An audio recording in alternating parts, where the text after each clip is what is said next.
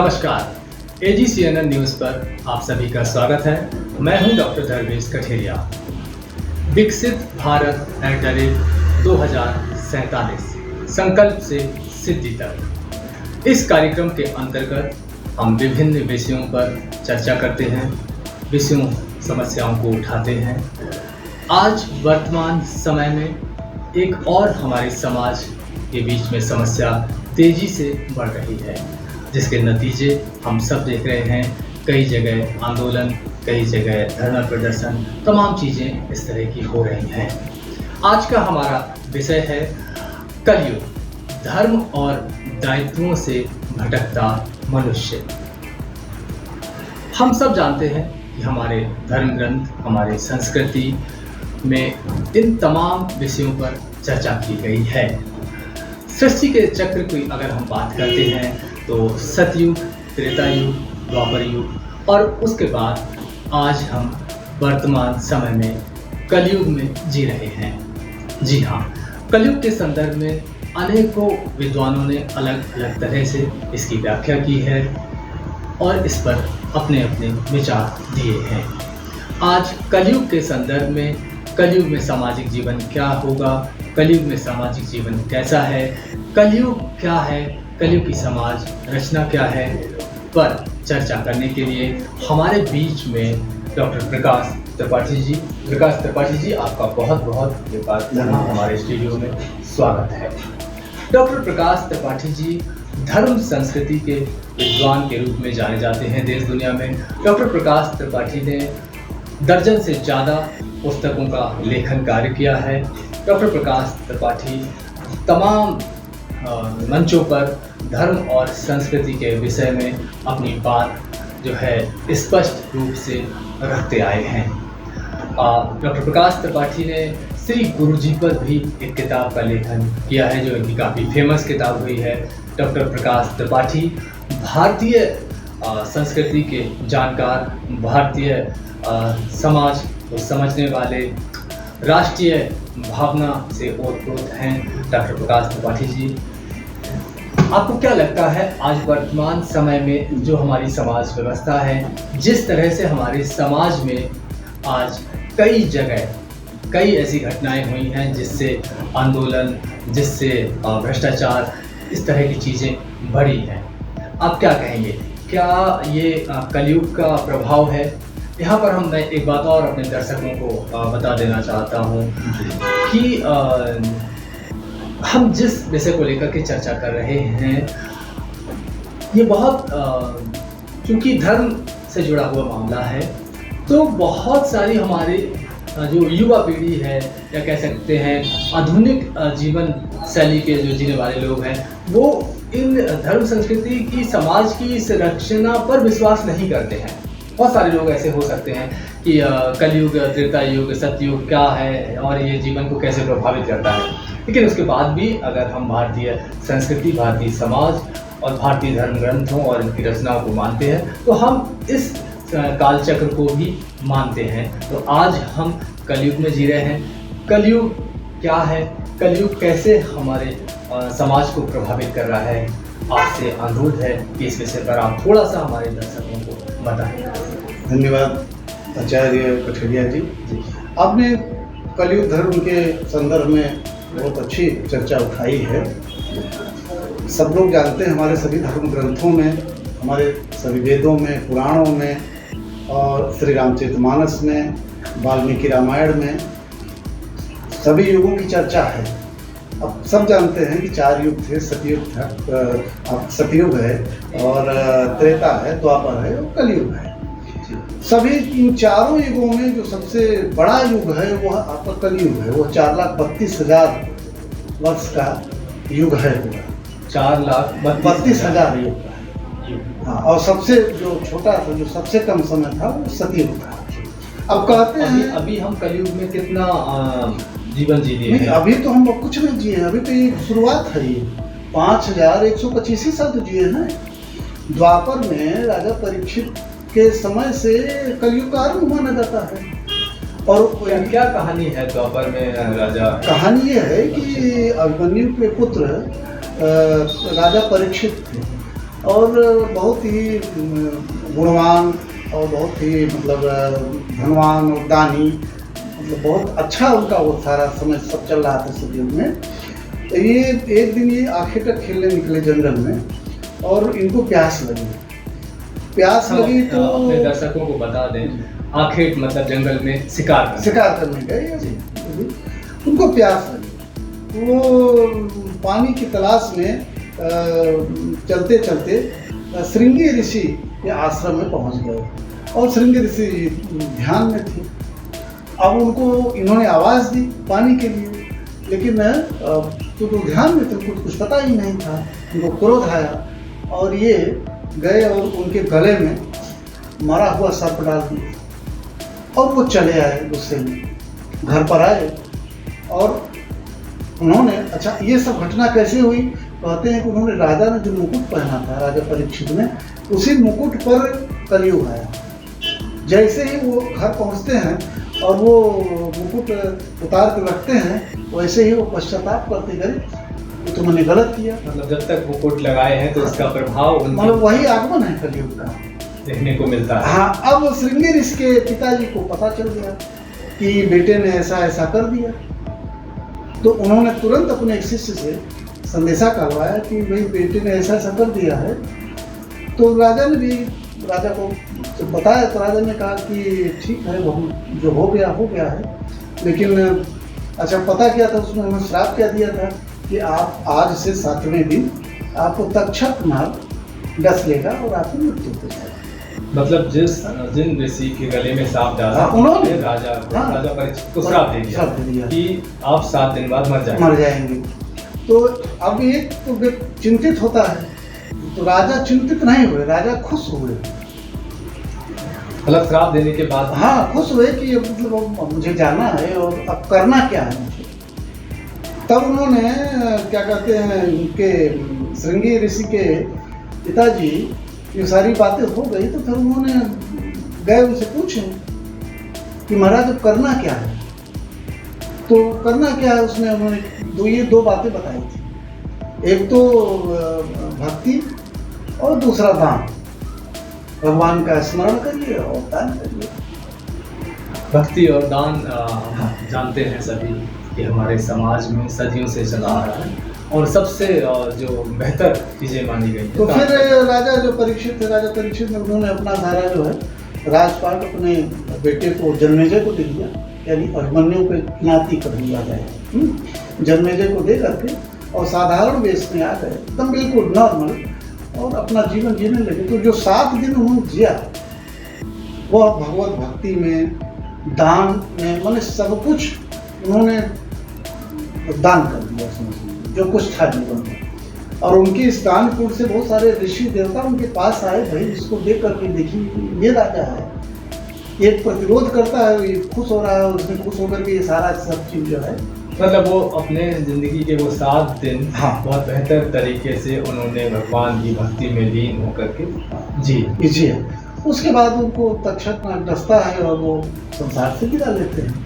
बस उसके बाद आपका जन्मेजय का राज था, लेकिन जन्मेजय का राज पूरा जो है कलयुग में था। फिर कलयुग शुरू होता है। अब जो कलयुग महिमा का वर्णन है कि हमारा समाज कैसा होगा, वो जरूर आप कर सको। हमारा समाज कैसा, हमारे धर्म ग्रंथों में, पुराणों में कलयुग का वर्णन जो है वो कैसा है? कलयुग में समाज की संरचना, समाज क्या होगा, समाज क्या होगा, धर्म कैसा होगा, शिक्षा कैसी होगी, ये सारी चीजें आपके वेदों में कही गई हैं, पुराणों में कही गई हैं। और 300-350 वर्ष पहले गोस्वामी तुलसीदास ने श्री रामचरितमानस में कही है, वाल्मीकि जी ने बताई है। अब रही बात, एक पोर्शन ले लीजिए समाज का। समाज हमारा पहले कैसे था? ज्वाइंट फैमिली, हम एक साथ रहते थे। हाँ, एक साथ रहते थे। 10 भाई अगर हैं तो 10 लोग एक साथ रहते थे। ये हमारे मतलब आज से नहीं, ये सनातन से व्यवस्था चली आ रही है। बिल्कुल। लेकिन कलयुग में परिवार टूटा है, बिखरा है। तो इसे आप कलयुग का प्रभाव ही है। भाई भाई में जो प्रेम था वो भाई भाई में प्रेम कहाँ रहा? बड़े भाई की लड़की की शादी हो रही है और पता लगा सब छोटे लोग मिलकर काम कर रहे हैं, बड़े को कुछ पता ही नहीं है। आज आप देख रहे हैं क्या हो रहा है, 4 भाई हैं, 4 कोने पर हैं, किसी से कोई लेना देना नहीं, बातचीत नहीं है, हत्या कर दे रहे हैं, मर्डर कर दे रहे हैं। बिल्कुल, हम आपको बताना चाहेंगे, जोड़ना चाहेंगे पिछले दिनों नागपुर की ही घटना है कि नागपुर में एक बेटे के द्वारा अपने पिता से पैर दबाने के लिए कहा जाता है। बुजुर्ग पिता से, मैं दर्शकों को भी इस बात की तरफ ध्यान दिलाना चाहता हूँ कि एक बेटे के द्वारा बुजुर्ग पिता से पैर दबाने के लिए कहा जाता है, और जब वो पिता पैर दबाने से मना कर देता है तो बेटा उनको पीट करके मार डालता है, उनकी जान ले रहा है। तो ये वास्तव में हमारे समाज में कलयुग आ चुका है, कलयुग का ही प्रभाव है कि बेटा बाप की जान ले रहा है। ये कलयुग का प्रभाव है भाई। त्रेता में भगवान श्री राम जब चित्रकूट रहे, 14 साल रहे, तो कौन पैर दबाता था? लक्ष्मण जी दबाते थे, भाई दबाता था ना। बिल्कुल, सीता जी सेवा करती थी ना। जी बिल्कुल। आज क्या हो रहा है? आज हत्या हो रही है, अगर उसको कह दिए तो उसका ईगो हर्ट हो रहा है। कलयुग का ही तो प्रभाव है ना, जो मतलब परिवार टूटने के कितने नुकसान हैं। समाज वास्तव में जो है, समाज में विकृतियाँ देखने को मिल रही है, और कहीं ना कहीं हम सब ये महसूस कर रहे हैं। आप आए दिन देखिए मीडिया में आपको समाचार सुनने को मिल रहे हैं, और तमाम इस तरह की घटनाएं हैं जो हमारी संस्कृति को प्रभावित कर रही हैं, हमारे धर्म को प्रभावित कर रही हैं, हमारे रीति रिवाज सभी को प्रभावित कर रही हैं। रामायण में भी क्या कुछ इस तरह की चीज़ें, सारी चीज़ें कही गई हैं। जो आज घटित हो रहा है वही कहा गया है। परिवार का टूटना, पुत्र का पिता का सम्मान न करना, पत्नी का अलग रोल है। अब रामायण में तो भी कहा गया है कि जो स्त्री जिसकी शादी हुई है, जो शादीशुदा है, वह श्रृंगार नहीं धारण करती, लेकिन जो विधवा स्त्री वो श्रृंगार धारण करती है। तो ये कलयुग का ही तो प्रभाव है। जिसको काम करना चाहिए वो नहीं करता है, और जिसको नहीं करना चाहिए उसको करता है। कलयुग को और कैसे व्याख्यायित करना चाहेंगे कि अगर हम आम भाषा में कहें, आज का युवा जिसे समझ सके, खास तौर से क्योंकि युवाओं की चिंता मैं बार बार इसलिए कर रहा हूँ कि आधुनिकता और तकनीकी के युग में आज हम गांव से दूर हुए हैं, शहरों में आ गए हैं, शहरी जीवन जी रहे हैं, फ्लैट कल्चर में आ गए हैं, और उस कल्चर में आने के बाद आधुनिकता का जो कह सकते हैं चलन है वो हमारे ऊपर हावी हो चुका है। तो आप कैसे, मतलब हमारा युवा जो है वो इस काल चक्र को समझ सके, हम वो कलयुग को कैसे समझ? देश चाहे जितना आधुनिक हो जाए, हम चाहे जितना विकास कर लें, लेकिन हम अपने जो धर्म है, जो हमारा आचरण है, जो हमारा व्यवहार है, और वो जो भारतीय संस्कृति की पूरी जो देन है, इसको मुझे नहीं भूलना चाहिए। हम जिस दिन भूलेंगे तो यही सारी घटनाएं घटेंगी। हम मंदिर नहीं जाते हैं, हम विरोध करते हैं। रामचरितमानस की में जो सारी चीज़ें लिखी गई हैं, हनुमान चालीसा जो सारी चीज़ें लिखी गई हैं, यही सब विरोध करते हैं। तो विरोध करेंगे तो पता नहीं होगा। अगर हम हनुमान चालीसा की बात करेंगे, रामचरितमानस की बात करेंगे, तो आज का युवा खास तौर से धर्म दबाता है, तो ऐसे विषयों को एक अलग नज़रिए से देखा जाता है। फिर कुछ हमारे समाज के जो है लोग सेकुलरिज्म की बात करने लगे। नज़रिए को भटके हुए लोग हैं, क्योंकि हमारे यहाँ इतना अनुशासन है ना कि कोई व्यवस्था गड़बड़ हो ही नहीं सकती। मैं आपको पता मनुस्मृति की चर्चा कर रहा हूँ। मनुस्मृति में सारी चीज़ें दी गई हैं। आपको पिता के साथ कैसे व्यवहार करना है, पुत्र को पिता के साथ कैसे होना है, कब सोना है, कब जगना है, कब खाना है, कब उठना है, कब पढ़ना है, सारी चीज़ें हैं। तो हमारा समाज तो देखिए, हाँ, हमारे समाज कहाँ मान रहे हैं? जाति, समूह, धर्म, सारे लोग सबके लिए है ना, ये पूरे देश, सब पूरे समाज के लिए था। ये मैं ये कहना चाहता हूँ कि हमारी जो पूरी व्यवस्था है, हमारी जो धार्मिक ग्रंथों में हमारी पूरी व्यवस्था है, वह व्यवस्था लोग पालन नहीं कर पा रहे हैं। तो पालन होगा क्या? हाँ, उसको- पालन कौन कराएगा? पालन कराने का उसका काम यही है सरकार कि का नहीं है। सरकार नहीं कर सकती। पालन सरकार तो नहीं- घर से, परिवार से होना चाहिए। सरकार तो तो भाई- परिवार कहीं ना कहीं परिवार से माता अपने पिता। नैतिक दायित्वों में कहीं ना कहीं फेल हो रहे हैं। देखा ऐसा परिवार में कैसे न फेल हो, हम सारे लोग टूटने के बाद हम सारे लोग आत्म केंद्रित हो गए। माने माता पिता तो साथ रहते ही नहीं है, पुत्र की तो बात ही छोड़ दीजिए। ये सारा जो है इस भटकाव परिवार ही कर से सकता है। सही रास्ते पर हाँ। लाने का मार्ग क्या? परिवार ही कर सकता, माता पिता कर सकते हैं। लेकिन जो ठीक है, स्थितियाँ अगर हम बात करते हैं माता पिता कर सकते हैं, तो आधुनिक और उनको दौर- सारी चीज बताई आधुनिक जाए। दौर में फ्लैट कल्चर में माता को नौकरी करनी है, पिता को नौकरी करनी है, सारी चीजें हैं। घर में बच्चे का लालन पालन पोषण तो जो है कोई और करता है। कोई और कर रहा है। हाँ। तो तो ऐसे पिता को पसंद ऐसी नहीं। स्थिति में जब हमारा समाज की जो संरचना है, समाज की संरचना जब इस तरह से प्रभावित हुई है, इस तरह से बदली है, इसीलिए- तो ऐसी स्थिति में फिर आप उस लालन पालन को बेहतर कैसे बना पाएंगे? क्या दायित्व निभाने चाहिए परिवार के सदस्यों को? देखिए, जो माता पिता बच्चे को संस्कार दे सकता है, या भाई या बहन, वो दूसरा नहीं दे सकता। और जैसा आपने बताया कि बच्चा पैदा होता है, पालन कोई और करता है, तो पति पत्नी नौकरी कर रहे हैं, तो जब पालन कोई और करेगा तो संस्कार कहाँ, माँ बाप टाइम ही नहीं दे रहे हैं ना उनको। तो जब टाइम नहीं दे रहे हैं तो जाहिर सी बात है बच्चा दूसरे रास्ते पर जाएगा। कहते हैं कलयुग में भगवान बुद्ध ने जन्म लिया, और ये भी संकल्पना है कि भगवान बुद्ध के बाद जो है कल्कि का जन्म होगा, भगवान कल्कि का।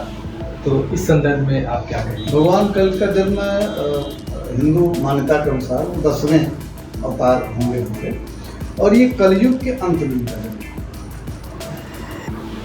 तो मैंने पहले जैसा पहले बताया कि कलयुग भी 5,000 साल हुआ है और 4,32,000।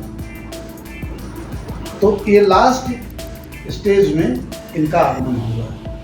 दूसरी बात, एक बात और मुझे बताना था कि अभी जो शुरुआत में था कलयुग में कि मनुष्य जीवन की जो कल्पना की गई 100 साल की गई थी, लेकिन पुराणों में ऐसा लिखा गया है, कहा गया है कि कलयुग के लास्ट में, अंत में मनुष्य केवल 20 साल की है। मतलब लगभग 4 लाख वर्षों के बाद। बाद मनुष्य की जो आयु है, हाँ, वो केवल 20 वर्ष लगभग केवल 20 वर्ष। हाँ। लेकिन अगर हम इसे और ये इस तो- तरह ये- से ये- मतलब इतनी विकृतियां समाज में। एक सीधा सवाल जी। है मेरा कि जिस हम आधुनिकता के दौर में, तकनीकी के युग में वर्तमान समय में जी रहे हैं, आज हम देख रहे हैं कि मनुष्य की आयु जो है वो बढ़ गई है। आपका हार्ट प्रॉब्लम आ रही है, वो भी बदल जा रहा है। आपके हाथों में कोई प्रॉब्लम है, वो भी अब धीरे धीरे बदल लेंगे। रोबोटिक लाइफ जो है, एक तरफ AI आ रहा है, एक तरफ फुल बॉडी ट्रांसप्लांट की कई ऐसी सूचनाएं मिल रही हैं। मतलब हम जहां हमें जो बीमारियां हो रही हैं, उन सारी बीमारियों की वैक्सीन, इलाज बड़े स्तर पर उपलब्ध हो रहे हैं। तो फिर अगर हम कलयुग के अंत में आयु केवल 20 वर्ष रह जाए, ऐसी कल्पना की गई। तो आपको नहीं लगता है कि ये मिथ है? बिल्कुल मिथ नहीं है। तो आप कह रहे हैं कि कैसे समझाएंगे? सारी व्यवस्था हो गई है, हार्ट खराब हुआ तो हार्ट लग जा रहा है, आप जीवित। बिल्कुल, अब ठीक है, चलिए हम ठीक है, विकास कर रहे हैं, हम सारी बात आपकी सारी मान रहे हैं। चीजें हम मान रहे हैं। समाज के विकास में सारी लेकिन चीजें- यह सारी चीजें चाहे हम जितना विकास कर लें, लेकिन जो ईश्वर के हाथ में है वही होकर रहेगा। उसे न विज्ञान रोक पाएगा और न उसे आपकी तकनीक रोक पाएगी, न उसकी आधुनिकता रोक पाएगी। आप चाहे जितना प्रयास कर लीजिए, कोई चाहे कि हम जो है ये कर लें, अगर आपकी आयु तय हुई है कि आपको 10 साल जीना है तो आप 10 साल जिएंगे। तो 20 साल, हम विकास कर रहे हैं, हम तो कर रहे हैं, हम विकास कर रहे हैं। 20 साल की लेकिन- आयु को हम क्या और इसीलिए कहते हैं, इसीलिए सामवेद में कहा गया है, न तो आपका जन्म तय है और न आपकी मृत्यु तय है। मतलब आप जानते ही नहीं। ये तो कटु आप सत्य नहीं है, जानते हैं। हमारे समाज आप का, आने का समय हमारे आपको जीवन पता है का, और ये न तो जाने का समय आपको कटु पता है। सत्य है कि ना हमारे आने का समय हम तय कर पाते हैं और ना हमारे जाने का समय तय। बाकी सब निमित्त है। अब मान लीजिए कोई 100 साल है, मशीन लग गया तो 120 साल जी गया है, तो अब वो उसको चलिए मशीन पर केंद्रित हो गए, भैया हमने मशीन हमको जिंदा रखी। ये सारे कारण हैं, निमित्त हैं, लेकिन अल्टीमेटली जो वह सत्ता है, जो सत्य है। आज हमारा युवा जो है वो कहीं ना कहीं और धर्म और इस तरह के धर्म ग्रंथों से या इस तरह की कहावतों से या इस तरह की जो है कह सकते हैं चर्चाओं पर यकीन नहीं कर रहा है। इसलिए नहीं कर रहा ये सब कहीं ना कहीं ये देखने को मिल रहा है, इसलिए कुछ हद तक। तो ऐसे में हम उस युवा को इन बातों पर कैसे विश्वास दिलाएं? बिल्कुल आप सही कह रहे हैं। आज आप शिक्षा व्यवस्था देखिए, सब अंग्रेजी की तरफ भाग रहे हैं। किसी विद्यालय में कोई धर्म ग्रंथ नहीं पढ़ाया जाता। ये सरकार को लागू करना चाहिए। रामचरितमानस सरकार को लागू करनी चाहिए पढ़ाने के लिए। रामायण पढ़ानी चाहिए। वेदों के जो हमारे पार्ट्स हैं, जो जरूरी हैं, उन बच्चों को पढ़ाया जाना चाहिए, कंपलसरी कर दें। नई शिक्षा नीति जो है आप देखेंगे उसमें सरकार ने स्किल को प्राथमिकता दी है, रोजगार को प्राथमिकता दी है। बिल्कुल कि रोजगार ज़्यादा से ज़्यादा हमारी शिक्षा के माध्यम से कैसे लोगों को मिल सके। अब हमारे यहाँ जो देखिए शिक्षा है, जो बच्चे पढ़ते हैं, हम लोग सारे लोग सब अंग्रेजी स्कूलों की तरफ भाग रहे हैं या और अंग्रेजी स्कूल के साथ साथ जितने अच्छे स्कूल हैं भारत में, सब ईसाइयों के द्वारा स्थापित हैं। सारे ईसाइयों नहीं, ऐसा था, लेकिन आज वर्तमान स्थिति बदल है। फिर भी तमाम ऐसे लोग, मैं तो कह रहा हूँ भाई कि हर विद्यालय में श्री रामचरितमानस कंपलसरी कर दीजिए, रामायण कंपलसरी करिए। वेदों के हमारे जो चारों वेद हैं, उनके जो कुछ पार्ट हैं, उनको आप पढ़वाइए बच्चों को। पुराणों के बारे में जानकारी दीजिए। भारत के संदर्भ में आप कहेंगे तो भारत बहु धर्म प्रधान देश है। भारत में अनेक तरह के धर्म हैं, तो उसको तो सब मानते हैं ना। लेकिन अगर रामचरितमानस की बात करेंगे, आप वेदों की बात करेंगे, रामायण की बात करेंगे कि स्कूलों में जो है इसका अध्ययन कराया जाए, तो एक नया विवाद चालू हो जाए। कोई विवाद नहीं होगा, क्योंकि यह भारत की अपनी देन है, भारत की अपनी संस्कृति है। और जो भारत में बड़ा समुदाय है, हाँ, ना वो रामायण को मानता है, ना वो गीता को मानता है, ना वो धर्म ग्रंथों को मानता है। नहीं तो कन्वर्टेड लोग हैं, हिंदू नहीं है, सीधी सी बात है। यार तो हिंदुओं का देश था, पूरा हिंदू नहीं है। हाँ, लेकिन है तो आज नहीं है, तो वो उसको कैसे आप करेंगे? कल वो हिंदू थे, आज वो कुछ और हैं। लेकिन आज की स्थिति तो हमारी सभ्यता को उनको माननी पड़ेगी ना, यहाँ उनको अपने आप को ढालना पड़ेगा। नहीं सफर नहीं कर पाएंगे उनको, अपने को यहाँ बदलना पड़ेगा। इनको इस देश के हिसाब से चलना पड़ेगा। देश का जो वातावरण है, जो यहाँ की वायु है, जो यहाँ का खान पान है, जो यहाँ का रहन सहन है, उसके हिसाब से उनको चलना पड़ेगा। अपने हिसाब से बात आएगी कि आप किसी पे हम थोप नहीं रहे, नहीं थोप नहीं रहे। जब आप स्कूल में अगर इस तरह की चीजें लागू करना चाहेंगे या कराने की व्यवस्था करेंगे या कुछ भी, तो वो एक पूरे समुदाय के लिए कानून नहीं है, उसके संविधान है, उसके कानून बना तो संविधान ये नहीं कहेगा ना कि सबको रामायण गीता पढ़ाई जाए। अरे भाई, उस पर कोई विवाद ही नहीं है। रामायण गीता पर सब लोग मानते हैं। गीता मामूली ग्रंथ है। विवाद है या नहीं, हम उस पर नहीं। ये सब फिर मैं आपको वापस सब राजनीतिक लोग चाहे जो विवाद खड़ा कर दें। आपको वापस लाऊंगा कलयुग की तरफ कि कलयुग से समाज कैसे प्रभावित हो रहा। समाज में मैंने 2-3 चीजें बताई कि एक तो जो परिवार टूटा, हम लोग संयुक्त परिवार में थे, सब अलग हो गए।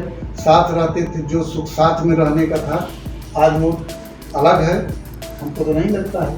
तो इसलिए परिवार को पुनः एकजुट होना पड़ेगा। अगर बचाना है, उस संस्कार से बच्चों को बचाना है। हमारे दर्शकों को क्या संदेश देना चाहेंगे? हम तो यही कहेंगे कि अपने जो भारतीय संस्कृत के जो मूल तत्व हैं, जो मूल ग्रंथ हैं, जो उनके भारत के जो चरित्र हैं, उनको अपनाएं। और चाहे जितना ही आधुनिक हो जाए, उससे उसका कोई मतलब कनेक्शन नहीं है। और अगर इसको अपनाते हुए आधुनिकता की ओर बढ़ेंगे तो निश्चित रूप से देश उन्नति करेगा। और आप जो 2047 की जो परिकल्पना माननीय प्रधानमंत्री जी ने की है विकसित भारत की, बिल्कुल किसी मायने में कम नहीं होगा। हम उससे पहले हमने आपको एक बार और चर्चा की थी कि जो 2047 की परिकल्पना माननीय प्रधानमंत्री जी ने की है, हम उसके पहले हासिल कर लेंगे।